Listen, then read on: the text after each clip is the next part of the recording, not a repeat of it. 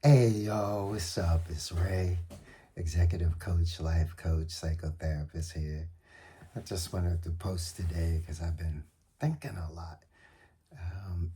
Excuse me, as many of you know, I've been a little underground since the election. It's been a lot to manage. I happen to be reading a couple books. One of them is Where Do We Go From Here? Martin Luther King Jr.'s last book that is really poignant about um, that moment, but is really poignant about this very moment we're standing in right now and how we may have gotten here. And I'm also reading James Cone. James Cone is a um, Black theologian, and I am reading his A Black Theology of Liberation. Uh, all things that I knew, both of these books, I grew up with. Um, they're very in my psyche and in my soul. But to read them now um, for myself again, it's been kind of amazing.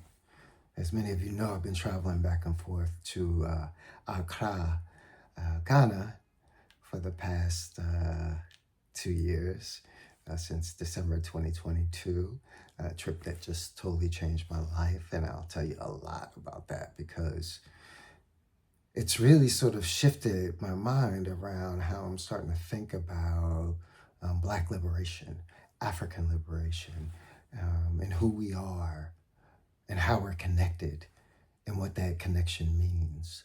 Uh, so I've just been grappling with that for the past couple of years.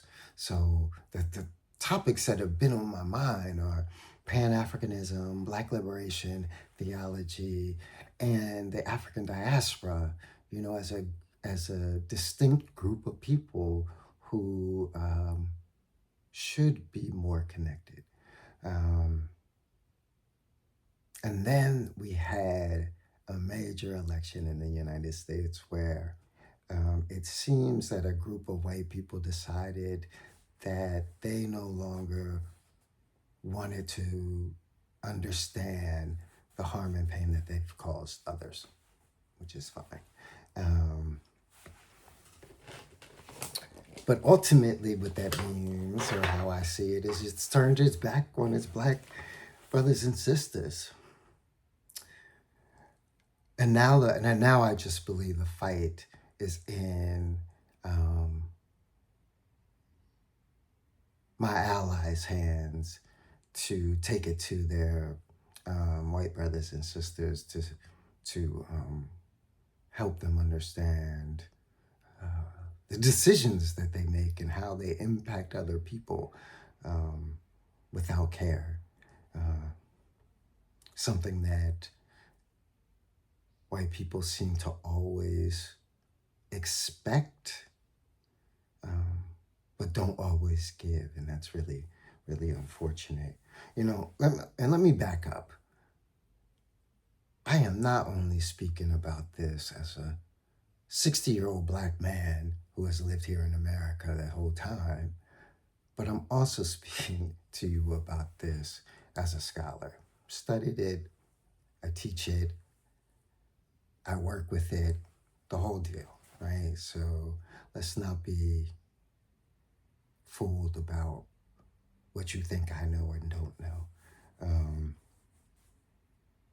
and so that brings me to Black America, right? Like, what an opportunity we have, brothers and sisters, to reconnect with one another in ways that we have not been connected in a very long time.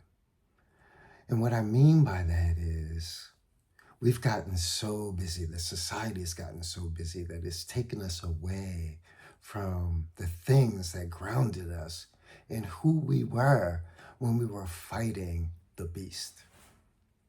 We are about to have to fight the beast again. Are we ready?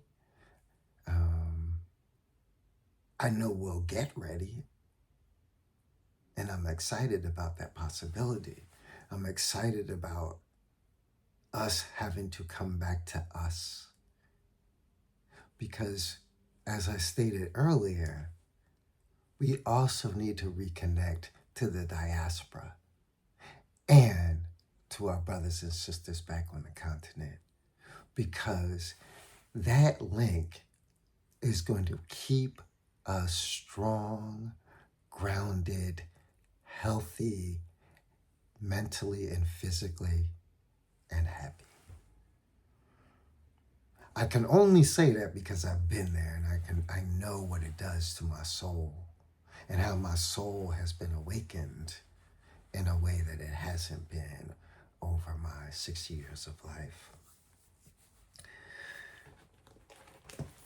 I just want to end with a reminder to my brothers and sisters about our resilience. It is legendary. I come from people who were chained at the bottom of a ship, side to side, for months, unable to speak to one another because they were often from different places. Somehow, we not only learned how to communicate with each other, but we, because we're communal, created the Black American family. Think about it. That is an extraordinary feat. That is something that we should ground ourselves in each and every day. It is with love that I send this message. I only live in love, but that does not mean I'm not going to fight.